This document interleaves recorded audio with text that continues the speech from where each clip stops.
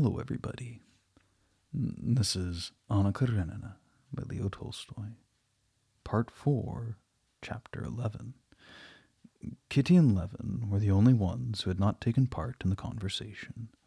At the beginning of the dinner, when they were talking about the influence of one people over another, Levin recalled the opinions that he had formed on the subject, but they quickly disappeared as of no longer any interest.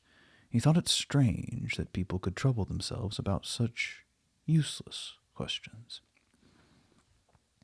Kitty, for her part, ought to have been interested in the discussion of women's rights, for not only had she often considered them on account of her friend Varenka, whose dependence was so hard to bear, but also on her own account, in case she should not marry.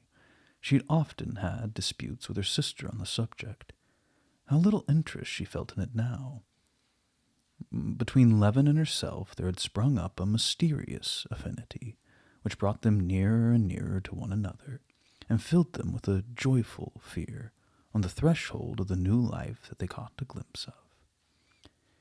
Kitty asked how he had happened to see her in the summer, and Levin told her that he was returning from the prairies by the highway after the mowing. It was very early in the morning. You'd probably just waked. Your mamma was still asleep in her corner. The morning was superb. I was walking along, saying to myself, a carriage with 4 horses? Whose can it be? They were 4 fine horses with bells, and quick as a flash you passed before me. I saw you through the door.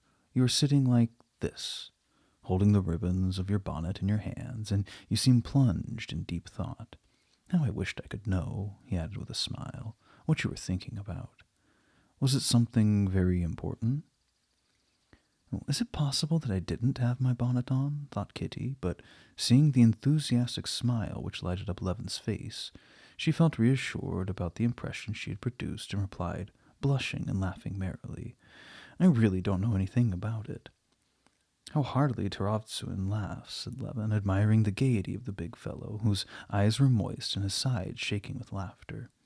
Have you known him long? Asked Kitty. Oh, who doesn't know him?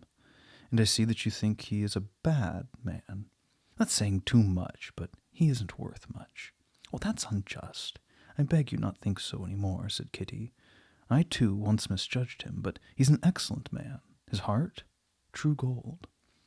How can you know what kind of heart he has? We're very good friends. Last winter, a short time after you stopped coming to our house, said she, rather guiltily, but with a confiding smile. Dolly's children had the scarlatina, and one day Turovtsin happened to call on my sister. Would you believe it? Said she, lowering her voice. He was so sorry for them that he stayed to take care of the little invalids. For 3 weeks he played nurse to the children. I'm telling Konstantin Dmitrich of Turovtsin's kindness at the time of the scarlatina, said she, turning towards her sister. Yes, it was remarkable. It was lovely, replied Dolly, looking at Turovtsin with a grateful smile. Levin also looked at him and was surprised that he had never understood him till then.